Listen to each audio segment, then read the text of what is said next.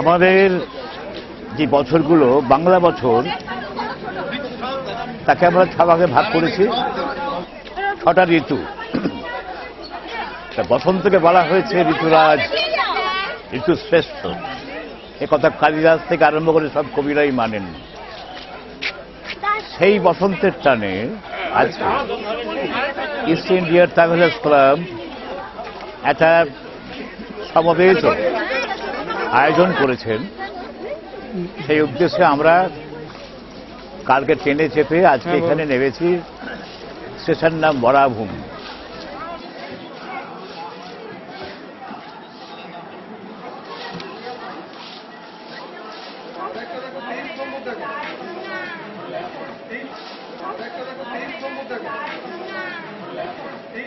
ওই যানবাহন অট্টালিকার শহর ছেড়ে ট্রেনটা যখন একটু একটু করে পুরুলিয়ার দিকে ঢুকলো, বেশি ভালো করে বুঝতে পারলাম ফাগুনের রঙে মেতেছে পৃথিবী। আর আমাদের পৃথিবী আজকে পুরুলিয়ার এই বিশেষ জায়গাটি, যে গ্রামটিতে আমরা এসেছি, ইস্ট ইন্ডিয়া ট্রাভেলার্স ক্লাবের আয়োজনে পলাশ উৎসব পালন করতে। এখন সারা বছরের যত গ্লানি, যত না পাওয়ার বেদনা, যত দুঃখ, এই সবটাকে একটা প্রলেপ দিতে হয় এই বছরের শেষে এই ফাগুন উৎসবে। শুধু শরীরটাকে নয়, মনটাকেও রাঙিয়ে নিতে চাই রঙিন করে। দুপাশ ঘেরা পলাশের জঙ্গল, তাতে রাঙিয়ে নেব আমাদের মন। এক হয়ে যাবে ছোট থেকে বড় সবাই। ওদের নাচের তালে তালে আমরাও পা মেলাবো। একটি প্রেমের গান, সাঁওতালি গান, যে এলাকায় যাচ্ছি আমরা। বাই বাগিয়াম তিনা গো সুরজ মনি রানী গো, বাই বাগিয়াম তিনা ইতাঙ্গল লুটি চারগে মো আউ হন্ডা হারমো, ইতাঙ্গল লুটি চারগে মো আউ হন্ডা হারমো, বাই বাগিয়াম তিনা গো সুরজ মনি রানী গো, বাই বাগিয়াম তিনা, বাই বাগিয়াম তিনা গো সুরজ মনি রানী গো, বাই বাগিয়াম তিনা।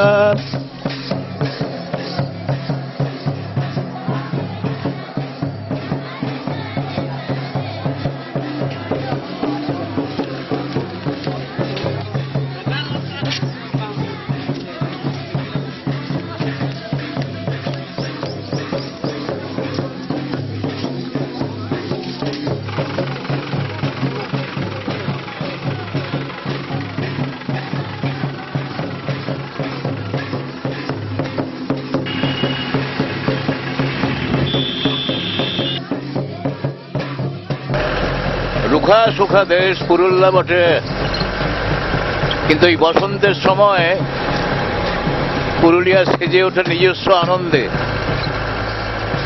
এত লাল ছড়ানো এখানে, এই যেন সেই রুক্ষ লাবণ্য।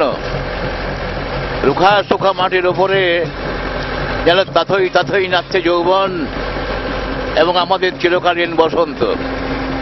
ঠিক এইখানেই পুরুলিয়া তার নিজস্ব ভঙ্গিমায়, নিজস্ব ছন্দ ঠামে একেবারে অদ্বিতীয়। সব মিলিয়ে পুরুলিয়া আমার একটা প্রাণের জায়গা, আনন্দের জায়গা, আমার ভালোবাসার জায়গা। আমরা চলেছি পলাশ উৎসবে, যেন আমরা যেখানে যাচ্ছি সেই জায়গাটা যেন তার কৌমার্য হরণ না করি, শান্ত পরিবেশে ঠিক যেমনটি ছিল ঠিক তেমনটি রেখে যেন আসতে পারি। এটাই আমাদের আজকে প্রার্থনা, আমার বন্ধুদের কাছে একান্ত প্রার্থনা। সত্যি কঠোরের প্রচ্ছন্নে মাধুর্যের বিস্তীর্ণ আয়োজন। কথায় বলে রুক্ষ মাটির দেশ পুরুলিয়া, আর সেই রুক্ষ মাটির বুকে এরকম আগুন লাগানো পলাশ ফুটে থাকতে পারে এ না দেখলে কল্পনা করা যায় না। অরুণদার সেই গানের কথাটাকে এখানে এসে মিথ্যে করে দিতে ইচ্ছা করে। ও পলাশ, হিথাই তোকে মানাই গেছে বটে, একদম মানাইছে।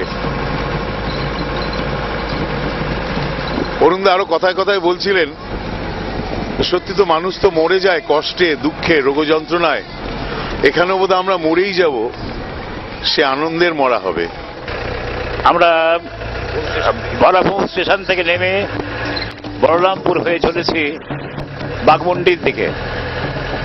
অসাধারণ রাস্তা, কালো রাস্তা, অজগরের মতো, আঁকাবাঁকা নয় কিন্তু সোজা, বা গ্রামীণ কোন মেয়ের কালো মাথার কালো ফিতের মতো রাস্তা পড়ে আছে।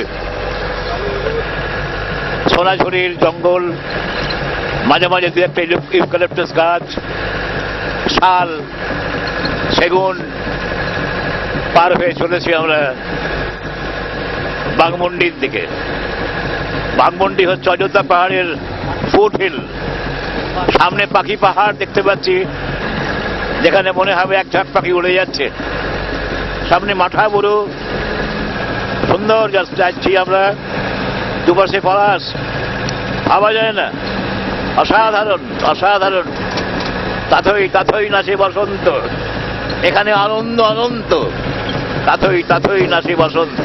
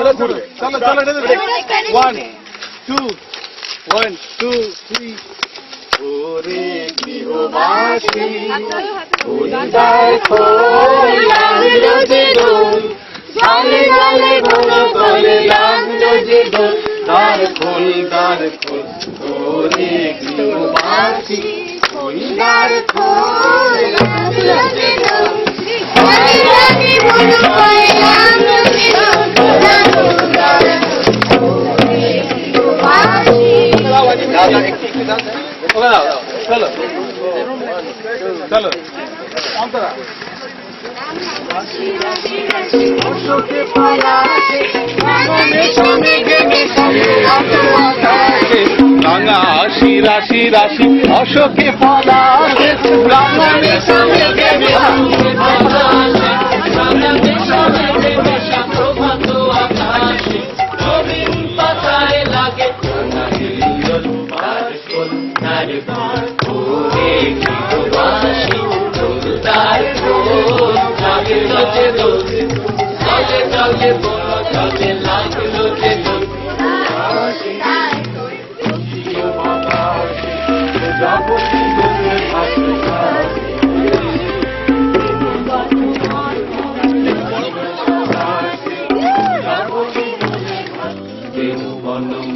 মরে দক্ষিণ বাতাসে প্রজাপতি দোলে ঘাসে ঘাসে বেনু বন মরে দক্ষিণ বাতাসে প্রজাপতি দোলে ঘাসে ঘাসে মাছি ফিরে যাচ্ছি ফুলের দক্ষিণা মাথায় বাজায় তার ভিখারির বীণা মাছি ফিরে যাচ্ছি ফুলের দক্ষিণা মাথায় বাজায় তার ভিখারির বীণা মাধবী বিতানে বায়ু দেবী বল তার খোল ওরে গৃহবাসী ফুলদার খোল লাগলো যে দোল তলে জলে বন তলে লাগলো যে দোল তার খোল ওরে গৃহবাসী ফুলদার খোল লাগলো যে দোল তলে জলে বন তলে লাগলো যে দোল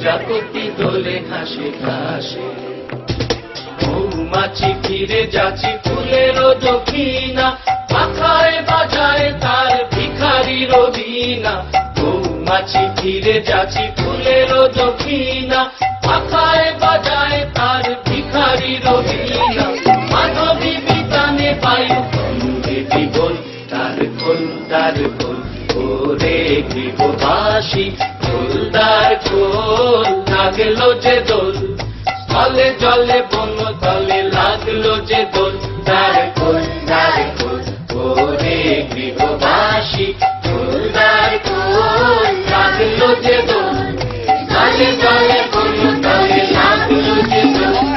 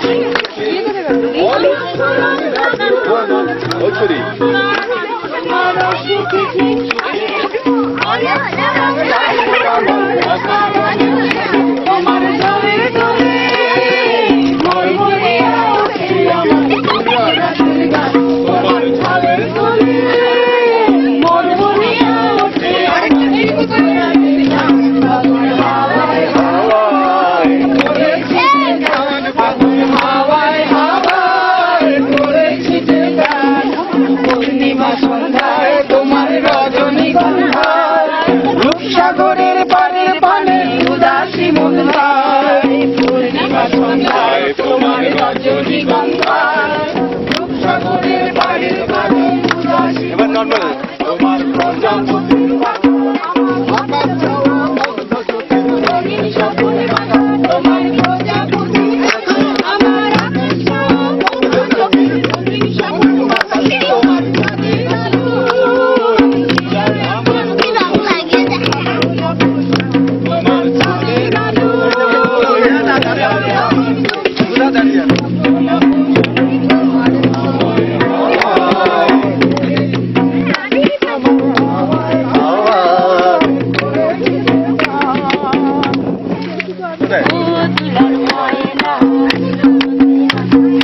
জোরে জোরে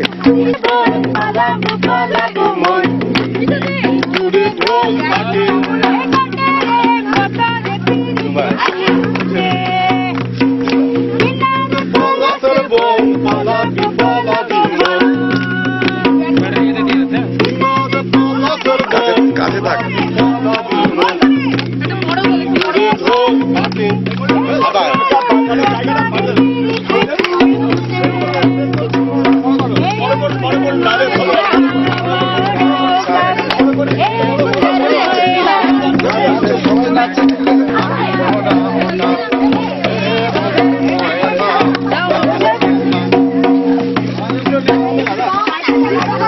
তোকে মানাইছে নাই রে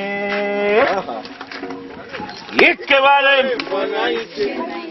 ভাই দেখো গো তুই খানে কেনে তুই লাল পাহাড়ের দেশে যা রাঙা মাটির দেশে যা তাকে তোকে মানাইছে নাই রে একেবারে মানাইছে নাই রে রাঙা মাটির দেশে যা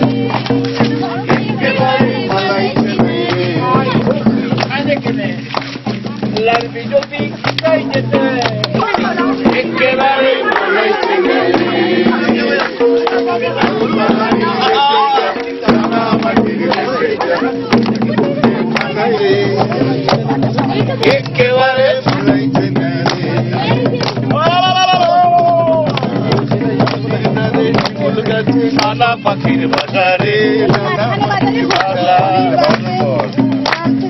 কাল সকালে মনে কত বাজারে মনে কত থেকে যাবি পিরিত পাবি বরফের আদর পাবি কাল পাহাড়ের দেশে যা রাঙা মাটির দেশে যা তোকে মানাইতে নাই রে একেবারে মানাইতে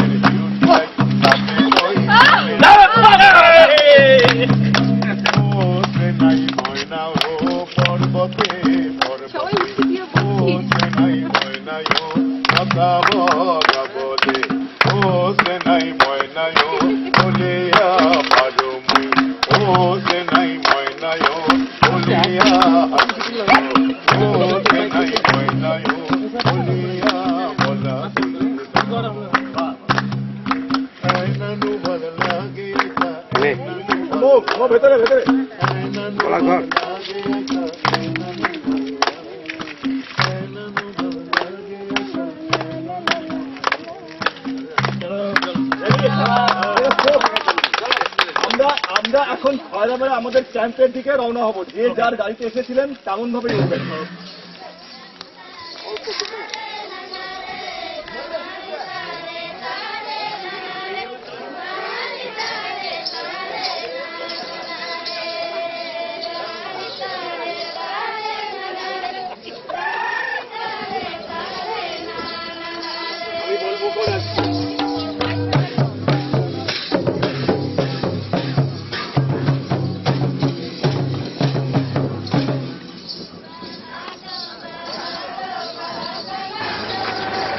আমসামাদল কোনটা আছে? আমসামাদল কোথায় আছে এটা দাঁড়া।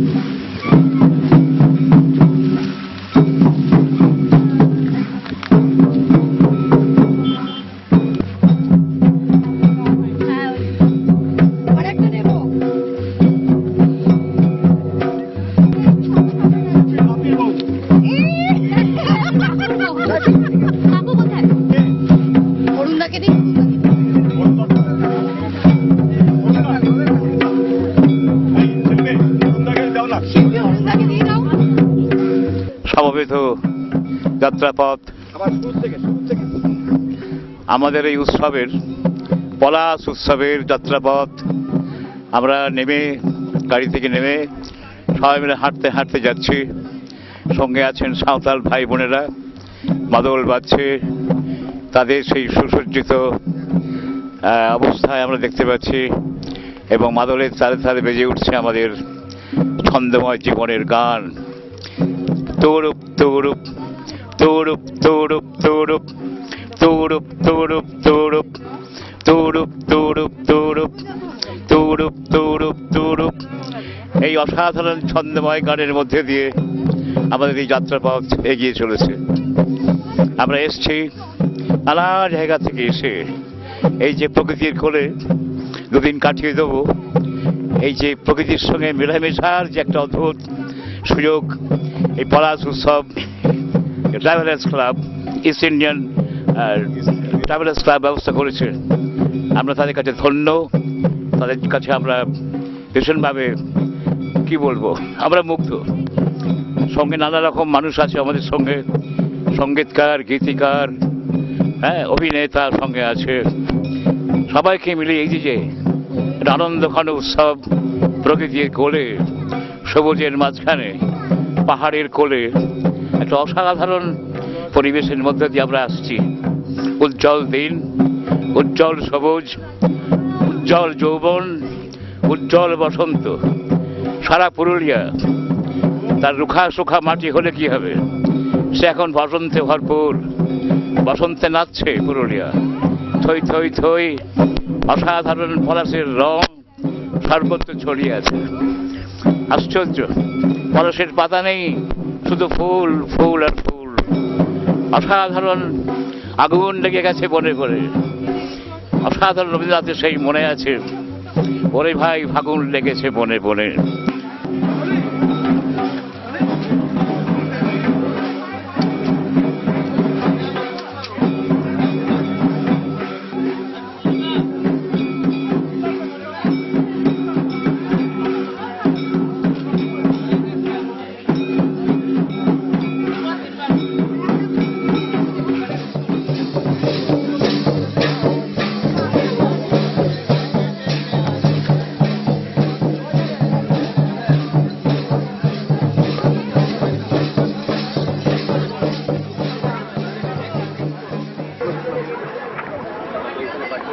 অযোধ্যার কয়রাবেড়ায় বসন্ত উৎসবে ঘুরতে ঘুরতে দেখা হয়ে গেল বিশিষ্ট কবি অরুণ চক্রবর্তীর সাথে। আমরা একটু কবির কাছে জেনে নেব তার অনুভূতিটা কেমন, এখানে তিনি কেমন বোধ করছেন।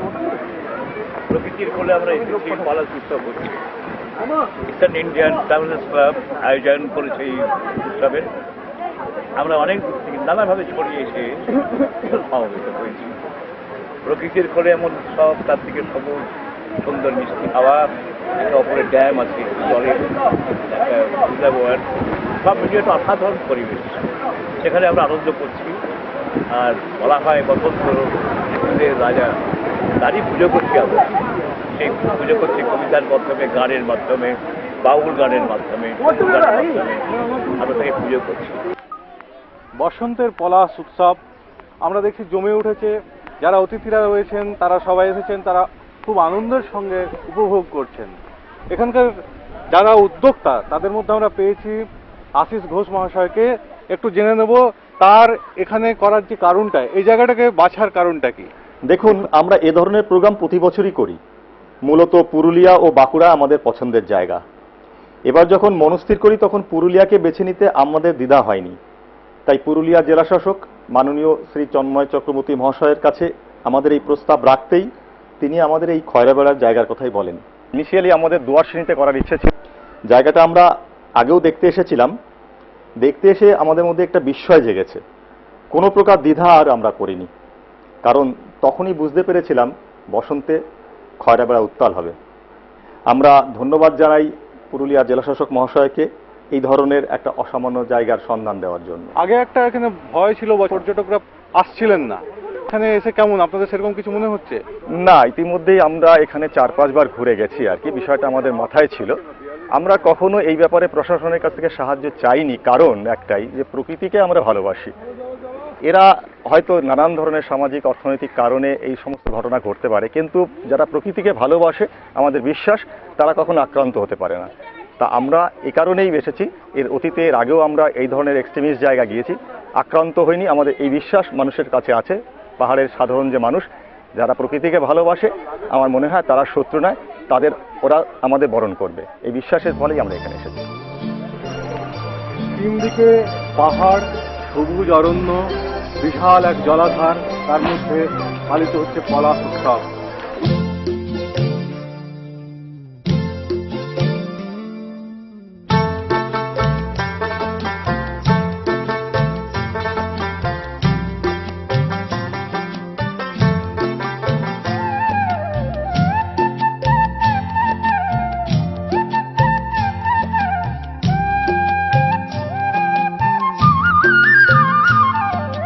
লাল পাহাড়ের দেশে যা, রাঙা মাটির দেশে যা, তাকে তোকে মানাই ছেলাই রে, একেবারে মানাই ছেলাই রে। তু লাল পাহাড়ের দেশে যা, রাঙা মাটির দেশে যা, তাকে তোকে মানাই ছেলাই রে, একেবারে মানাই ছেলাই রে। লাল পাহাড়ের দেশে যাবি, হারিয়া আর মাদল পাবি। লাল পাহাড়ের দেশে যাবি, হারিয়া আর মাদল পাবি, তাকে তোকে মানাই ছেলাই রে, একেবারে মানাই ছেলাই রে। তু লাল পাহাড়ের দেশে যা, রাঙা মাটির দেশে যা, তাকে তোকে মানাই ছেলাই রে, একেবারে মানাই ছেলাই রে।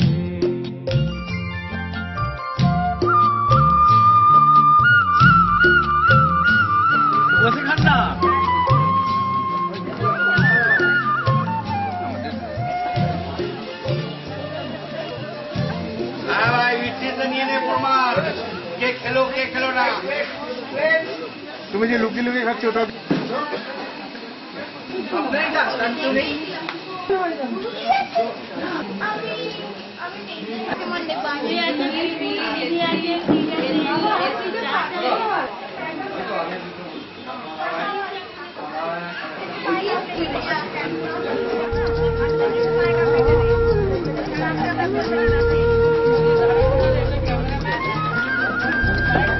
হ্যালো হ্যালো হ্যালো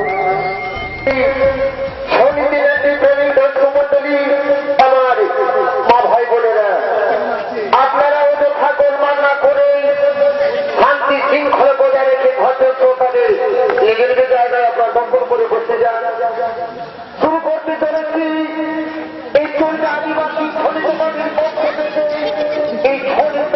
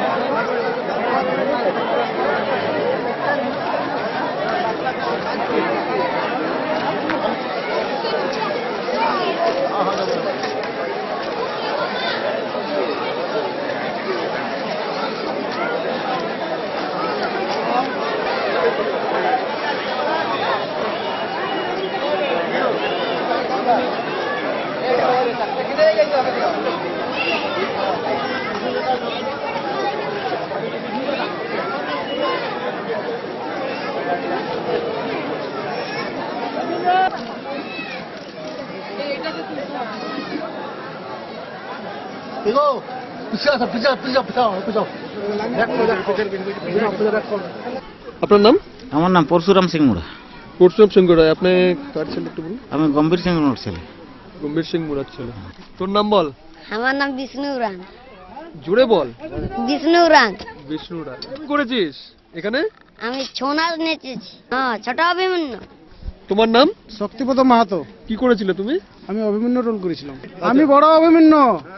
তোমার নাম বলো। লক্ষণ মাহাতো। কি করেছিলে? দেবতারা। দেবতা। তোমার নাম বলো। জাগরু মাহাতো। কি করেছিলে তুমি? এই ছৌ নৃত্য করেছিলাম। ছৌ নৃত্যে কোন পাঠ করেছিলে? জয়দ্রথের। যোদ্ধেশ্বর মাহাতো। কি করেছিলে? আমি ছৌ নৃত্য নেচেছিলাম। কোন পাঠ করেছিলে? ভীমের। ভীমের পাঠ করেছে। আমাদের এখানে উপস্থিত আছেন গম্ভীর সিং মুড়ার ছেলে কার্তিক সিং মুড়া। কার্তিক দা, হ্যাঁ, আপনি এখানে ছৌ নৃত্য আপনি কতদিন ধরে করছেন? আমি ছোটবেলা থেকেই। ছোটবেলা থেকে? 12 বছর বয়স। 12 বছর বয়স। নাচ করতে কেমন লাগে আপনার? নাচ করতে খুব ভালো লাগে। বাবা যে করে আসছে, সেই জন্য আমাদের বাবার মানে নাম রাখার জন্য আমরা এই 3 ভাই আমরা এই ছৌ নাচে যুক্ত আছি, বা এটা করতে ভালো লাগে। আচ্ছা। সারা বছর জিনিসে মানুষে কাজের চাপে ব্যস্ত উৎকণ্ঠিত জীবনের ঝাঁকানির সঙ্গে ধাক্কা খেতে খেতে যখন একঘেয়ে জীবনের গতানুগতিক ঘামে গরমে চটচটে জীবন আমাদের অনুভূতিপ্রবণ মনটার কথা ভুলিয়ে দেয়, ঠিক তখনই বৃক্ষের উদ্ধত শাখার লাল পলাশ আর শিমুলের আগুন রং আর গাছ আলো করে ফুটে থাকা হলুদ রঙা ফাগুন বউ তার বনের বীণার ছন্দের ঝংকার এনে পৌঁছে দেয় আমাদের মনের বীণার তারে তারে। আমরা বুঝতে পারি বসন্ত জাগ্রত দ্বারে। আমরা আমাদের সঙ্গে পেয়েছি এমন একজনকে যিনি এমনই বসন্তের টানে প্রকৃতির রঙে নিজেকে রাঙিয়ে নিতে বেরিয়ে পড়েছেন পথে পথে।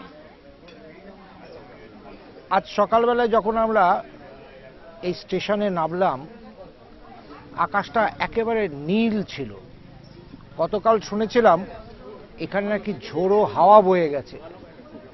ভীষণ মনটা খারাপ ছিল।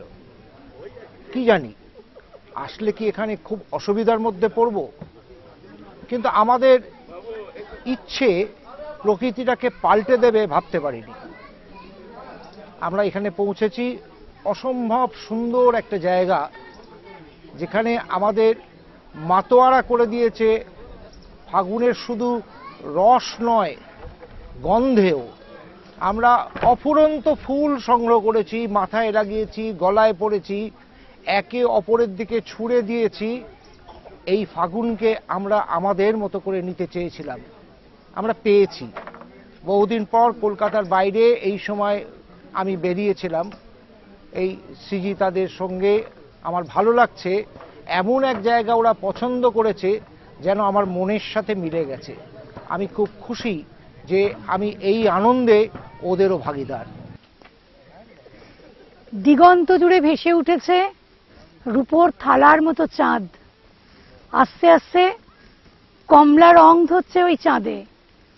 পূর্ণিমার পলাশের কমলা রং চাঁদের গায়ে গিয়ে পড়ছে। মনে হচ্ছে যেন পলাশের রঙে চাঁদও নিজেকে রাঙিয়ে নিতে চাইছে। আমাদের এই বসন্ত বরণের সান্ধ্য সভার সূচনায় আমরা যাকে পেয়েছি, উদয় বন্দ্যোপাধ্যায়।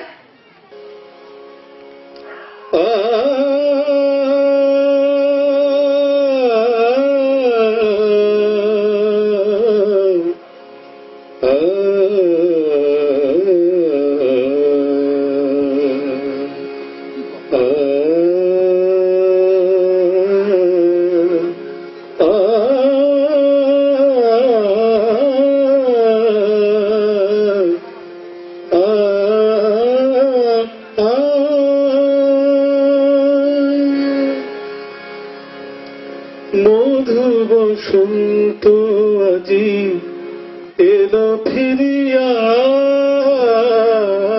মধু বসন্ত আজি এলো ফিরিয়া, মধু বসন্ত আজি এলো ফিরিয়া, মধু বসন্ত আজি।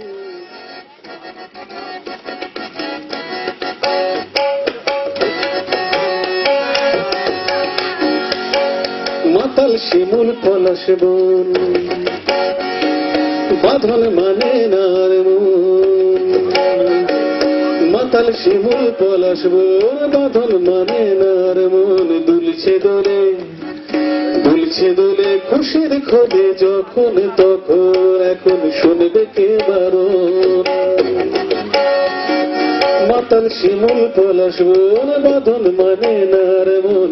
দুলছে দোলে, দুলছে দোলে খুশির খোঁজে যখন তখন, এখন শুনবে কে বারণ, এখন শুনবে কে বারণ।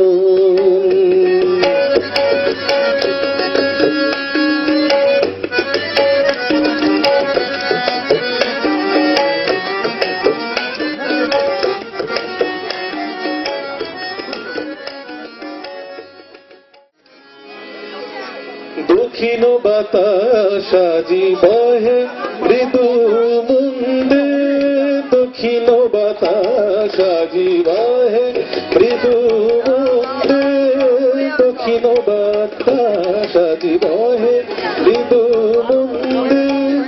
তবু কেন জাগে ময়ূরীর ছন্দে, তবু কেন জাগে ময়ূরীর ছন্দে।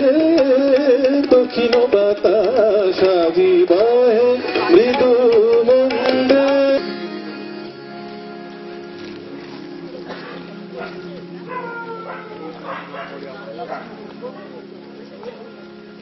সবার রঙে মিশলে রং, সুরে মিললে সুর, হবে পুরনো যত দ্বিধা দ্বন্দ্ব দূর।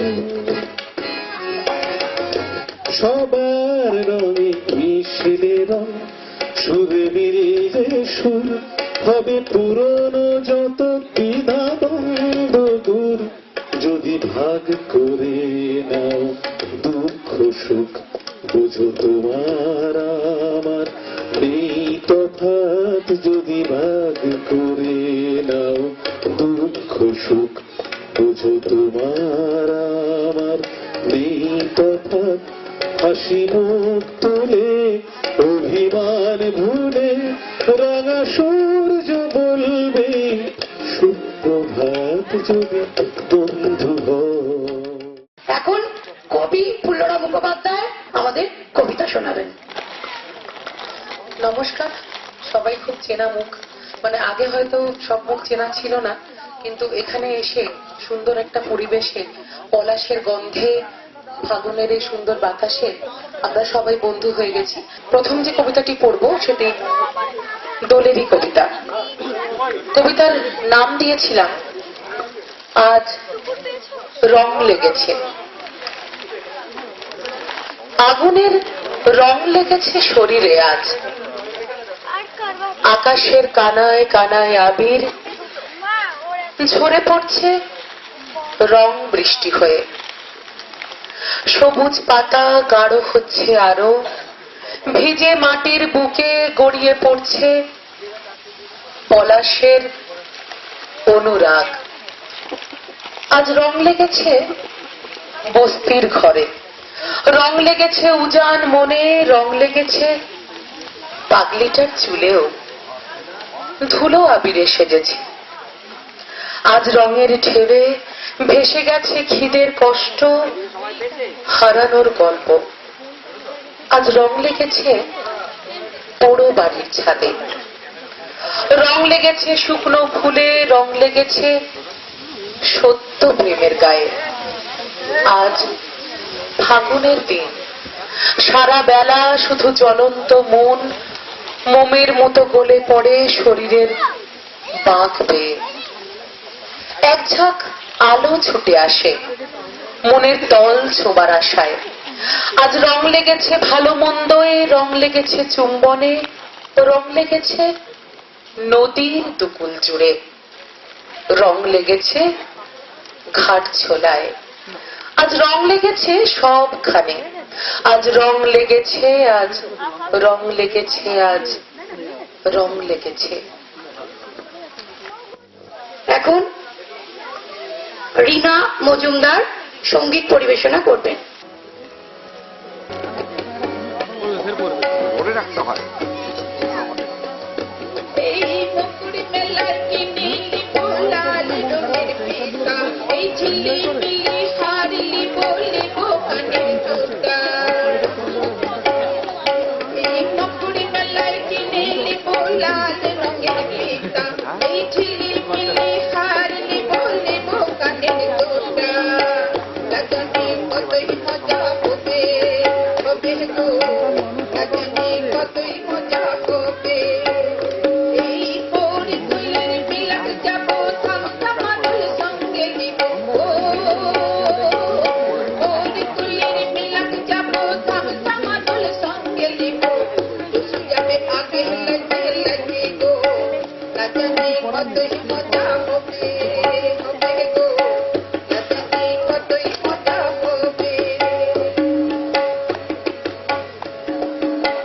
আমাদের মধ্যে আছেন নিলয় মিত্র।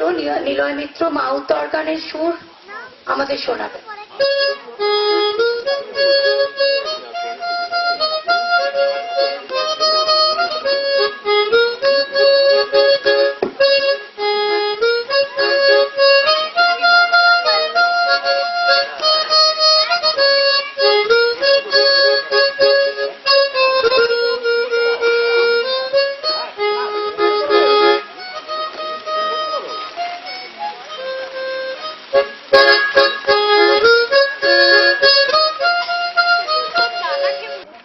ঠিক এখন আমরা যাকে পাবো আমাদের মধ্যে, সন্দীপ দে, তাকে আমরা টিভির পর্দায় দেখি, বিশিষ্ট নাট্য ব্যক্তিত্ব সন্দীপ দে, কিন্তু নাট্য ব্যক্তিত্ব হলেও সংস্কৃতির বিভিন্ন অঙ্গনে তার অবাধ যাতায়াত।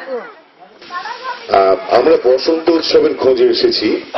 আজকে এমন একজন মানুষের কথা বলবো যার জীবনে বসন্ত এসেছিল কিন্তু কোথায় যেন হারিয়ে গেছে। লোকটা প্রাণপণে খুঁজে মরছে তার বসন্ত। আসলে এটা একটা বাংলা একাঙ্ক নাটক। নাটকটির মূল রচয়িতা রুশ নাট্যকার আন্তন চেখভ, বাংলা রূপান্তর অজিতেশ বন্দ্যোপাধ্যায়। নাটকের প্রয়োজনীয় মেকআপ নেই, শরীরে নাটকের কস্টিউম নেই, শুধুমাত্র ওই লোকটির কথাটা আপনাদের কাছে পৌঁছে দেব বলেই আমার এই প্রয়াস। বাংলা একাঙ্ক, তামাকু সেবনের অপকারিতা, মূল নাটক অন দ্য হার্মফুলনেস অফ টোব্যাকো। তথাকথিত ভদ্র মহোদয় মহিলাগণ, আজকে সবাই না আমাকে ওই তামাকু সেবনের অপকারিতা বিষয়ে কিছু বলতে বলা হয়েছে। প্রত্যুত্তরে যখন বাড়ি গিয়েছিলেন, আমি বাড়িতে অন্য কাজে ব্যস্ত ছিলাম, তারা আমার স্ত্রীকে বলেছিলেন, স্ত্রী আমার হয়ে রাজি হয়েছিলেন। কাজে আমি আর যাই কোথায়, এদিকে বিষয় ঠিক, আমিও হাজির। কাজেই আমার ইচ্ছা অনিচ্ছাটা কোনো বিষয় নয়। তথাকথিত ভদ্র মহোদয় মহিলাগণ, আপনারা সবাই জানেন আমি মানে প্রফেসর নই, ডাক্তার নই, আমার তেমন লাক্সই কোনো ডিগ্রি নেই, কিন্তু গত 3 বছর ধরে আমি এক নাগারে মন, মেজাজ, চরিত্র সবকিছু তুচ্ছ করে সর্বদাই নানা অনুষ্ঠানে বিভিন্ন বিষয়ের উপর বক্তৃতা দিয়ে থাকি। আমি সবসময় ভাবি, কল্পনা করি, বৈজ্ঞানিক বিষয় বানাই এবং বক্তৃতা দিয়ে থাকি। মানে ঠিক ওই বৈজ্ঞানিক বিষয় নয় গো, যাকে বলা যায় প্রায় বৈজ্ঞানিক বিষয়। এই যেমন ধরুন, আমি গত সপ্তাহে ছাড় পোকার অপকারিতা বিষয়ে একটি লম্বা রচনা ভেবেছিলাম। আমার কন্যাগুলিতে সেটি নিয়ে লাফালাফি, কিন্তু কথা হলো ছাড় পোকা মারতে তো প্রবন্ধ লাগে না, ফুটন্ত জল লাগে। যে কথা হচ্ছিল, নাহলে আমার বাড়িতেই দেখুন না, হারমোনিয়ামটাতে পর্যন্ত। যে কথা হচ্ছিল, ওই আমাদের তাকিয়ে দেখুন, এই কাঁচা পাকা চুল, এই ভুলভাল শরীর, এই সবই কিন্তু এই তামাকু সেবনের ফল। আমি যাবতীয় বিড়ি সিগারেট খাই, তাতে অবশ্য বক্তৃতা দিতে কোনো বাধা নেই, এবং আমার বক্তব্য হলো খাই বলেই আমি এর অপকারিতা বুঝি, এবং বুঝে ছাড়া যে কত কষ্টকর তা কেবলমাত্র ভুক্তভোগী মাত্রই জানেন। তথাকথিত ভদ্রমহিলা মহিলাগণ, প্রথমেই আমি ওই তামাকের বিষক্রিয়া সম্পর্কে আমার প্রথম পরীক্ষার কথা বলবো। হ্যাঁ, একটা নস্যির কৌটো খুলুন। খুলেছেন? হ্যাঁ হ্যাঁ। এবার একটা মাছি ধরুন। ধরেছেন? এবার মাছিটিকে কৌটোর মধ্যে ঢোকান। ঢুকিয়েছেন? হ্যাঁ। এবার কৌটোটির মুখ বন্ধ করুন। দিন কতক পর কৌটোটি খুলুন। লক্ষ্য করুন মাছিটি মারা গেছে, কারণ নস্য হলো এক প্রকার তামাক। এই তামাকের প্রভাবে মাছিটি হার্টফেল করে মারা গেল। তথাকথিত ভদ্রমহিলা মহিলাগণ, আমাদের হাতের সময় এতই কম আর বলবার বিষয় এতই বেশি যে অবান্তর বিষয় না বলাই ভালো। বিশেষত এই কথা বলাতে নিতান্তই বাহুল্য হবে যে আমার স্ত্রী একটি মেয়েদের হোস্টেল চালান, আর প্রতি শনি রবিবার গানের স্কুল বসান। এটি গানের স্কুল নয়, যাকে বলা যায় প্রায় গানের স্কুল আর কি। তা আমি স্ত্রীর হোস্টেলের জন্য কয়লা কিনি, বাজার করি, বিছনা ঝাড়ি, আটা মাখি, চাকর বাকরদের তদারকি করি, রুটি টুকরো দিই, দূরের কলপাতি, মেথরকে জল দিই, বিকালবেলা স্ত্রীর কুকুরটি কিনে বেড়াতে বেরোই, আর হয়তো এক একদিন করে এক এক রকমের খাট সোজা করে করে তাতে গরম জল ঢেলে এলে ছাড় পোকা মারি।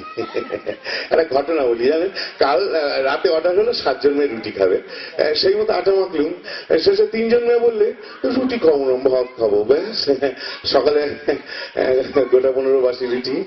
প্রথমে স্ত্রী বললেন ওগুলো ঘি দিয়ে গরম করে দাও, মেয়েদের টিফিন হবে। শুনে মেয়েরা বললো বাসি রুটি খাবো না। ব্যাস স্ত্রীর পেস্টিজে লেগে গেল। কার উপর ঝাল ঝাড়ি, শেষে আমাকেই বললো এই এত আটা বের করেছিল কে? তুমি? ঢেঁড়স কোথাকার, আর দুপুরে তুমি ওই খাবে। আমি না সেই বাসি রুটি খেয়ে অম্বল অবস্থায় বক্তৃতা দিতে এসেছি। আমার স্ত্রী না রেগে গেলে আমাকে বলে ঢেঁড়স, আর নয়তো হতো কি। আর আমার পেটে না সবসময় খিদে। যেমন ধরুন এই গত শুক্রবার রাত্রে আমার খেতে দেয়নি, কি কারণে যেন মনটা খুব গরম ছিল। আমি তো কেবলই ভাবছি এই বোধহয় স্ত্রী রাগ করলো, এই বোধহয় খেতে দেবে, এই বোধহয়। কিন্তু যখন রাত 1:30 যে কথা হচ্ছিল, লোকে বারণ করলে শুনে না, লোকে খায়, খেয়ে ঠকে, শেষে ছাড়তে চায়, অনুতাপ করে। লোকেদের কিরকম একটা ধারণা যে যুবক বয়স, নিজে রোজগার করছি, এবার এই তামুকটা ধরা যাক। মানে জন্ম আর মৃত্যুর মাঝামাঝি ওই অত্যন্ত অপরিহার্য ব্যাপারের মতো ওই তামাকু সেবনটা একটা অপরিহার্য ব্যাপার। আর সত্যি হিসেব করলে দেখা যাবে আমাদের বাপ ঠাকুর দ্বারা সবাই তো কাজটি করেছেন, মানে ওই সংসার সমরাঙ্গনে যুদ্ধ করো প্রাণপণে গুছের জিনিসই। কিন্তু প্রশ্নটা হলো যুদ্ধটা করবো কখন? প্রতি শনি আর রবিবার স্ত্রীর গানের স্কুল বসে, সেখানে তো আমি আবার তবলা বাজাই। জানেন, পাজামার পাঞ্জাবি পরে ভুরু আর পিঠ নাচি যখন তবলা চাটাই না, তখন কার সাধ্যি ধরে যে আমি কিছুক্ষণ পর গিয়ে আটা মাখবো। যে কথা হচ্ছিল, আমার বাড়ি মানে ওই মেয়েদের হোস্টেল আর নাচ গানের স্কুলের ঠিকানা হলো 7 নম্বর কুত্তাগলি। আগে হ্যাঁ, বাংলা 5-এর মধ্যে গলি, ঠিক যেন কুত্তার ল্যাজ একখানা। কে জানে এই জন্য আমি এমন ঘোরতর প্যাঁচে পড়েছি কিনা। জানেন, আমার বাড়ির নাম্বার 7 না, আমার বাড়িতে দরজা জানলা মিলিয়ে মোট 7টি। আমার স্ত্রী 7 পাক ওই 7 তারিখে, আমার মেয়েরা সব জন্মেছে 7 তারিখে, আর আমার মেয়েও মোট 7। না না, 7টি হবে কি করে? 6টি দাঁড়ায় হিসেব করে বলি। আগে হ্যাঁ, আমার 7 মেয়ে, বড়টির বয়স 27 আর ছোটটির বয়স 17। একটা মনের কথা বলি, আসলে আমার মনের কথা ঠিক খুলে বলি না, এমন কোন লোক নেই পৃথিবীতে। জানেন, সবাই ভাবে আমি স্ত্রীর বশীভূত, তার কথায় উঠি বসি, চলি ফিরি, তারই অন্ন খাই, আবার তারই সেবা করি। লোকেরা আমাকে দেখে হাসে জানেন, আর বাচ্চা ছেলেরা দাদু দাদু বলে চেঁচিয়ে লুকিয়ে বলে, আর ছোকরারা মনে করে লোকটার বক্তৃতাটা অত্যন্ত বোগাস, আর লোকটা আরো বোগাস। কিন্তু জানেন, আমি কিন্তু চিরদিন এরকম ছিল না। জানেন, আসলে এই যে আমি বক্তৃতা দিচ্ছি না, আসলে বক্তৃতাটা বাজে। জানেন, আমি বক্তৃতা দিতে চাই না। জানেন, আমি আমার মনের কিছু কথা খুলে বলতে চাই আপনাদের। আসলে কি জানেন, বোধহয় তাও চাই না, বোধহয় একটানা অনেকক্ষণ ধরে কাঁদতে চাই, একটানা অনেকক্ষণ ধরে ফুপিয়ে ফুপিয়ে কান্না। আপনারা যারা আমার বক্তৃতা শুনছেন তারা সবাই তো কত সুখী, মানে মানুষ হিসাবে যেমন হওয়া উচিত আর কি। সারাদিন কাজকর্ম করে বাড়ি ফিরলে স্ত্রীর হাতে একটু আদর পান, একটু ভালোবাসা, একটু সম্মান, মানে এই ধরুন ঘামটা মুছিয়ে দেওয়া, কিংবা 1 গেলাস শরবত, কিংবা কেমন আছো গো, সারাদিন কেমন কাটলো, এইসব জিজ্ঞাসা। ছেলে মেয়েদের দিকে তাকালে আপনার মন ভরে, জীবনের একটা মানে খুঁজে পান, সবকিছুর পরে মনে হয় না না ভবিষ্যতের একটা মানে আছে। কিন্তু বিশ্বাস করুন আমি কিন্তু সেরকম ছিলাম না, জানেন। এই যে আমি বক্তৃতা দিচ্ছি, জানেন, আসলে আমার ইচ্ছা করছে আমি একটু তারস্বরে চিৎকার করি, কিংবা জোরে জোরে হাসি, কিংবা তীব্র শব্দে কাঁদি। আর কাঁদতে কাঁদতে সবার মাথার উপর দিয়ে উড়ে চলে যাই এমন কোথাও, এমন কোন জায়গায় যেখানে স্ত্রী বলে কোনো পদার্থ নেই, বিয়ে মানে কোনো অনুষ্ঠান নেই, ছেলে পিলে নামে কোনো প্রত্যাশা নেই। আপনারা শুনুন, দয়া করে শুনুন।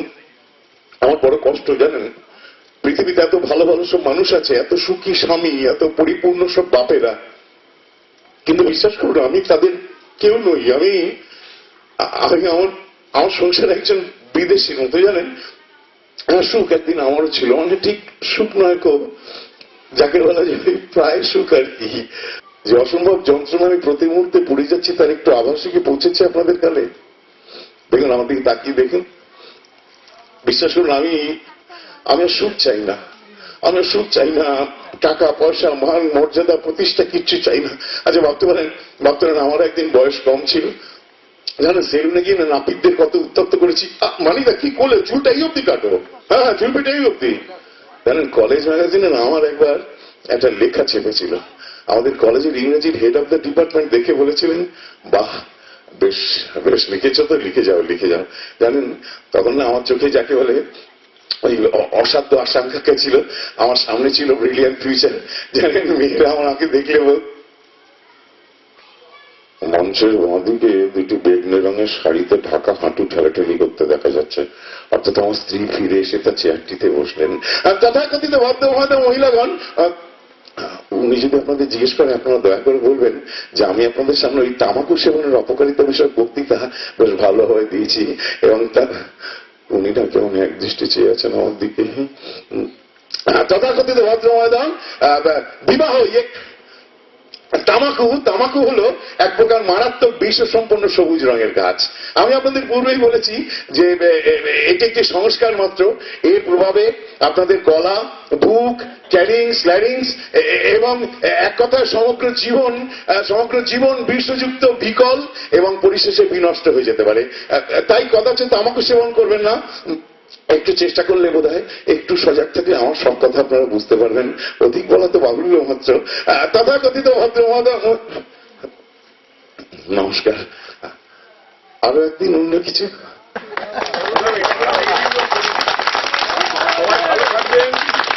ভালো রাখবেন, ভালো থাকার পাসওয়ার্ড কিন্তু ভালো রাখা আর ভালোবাসা।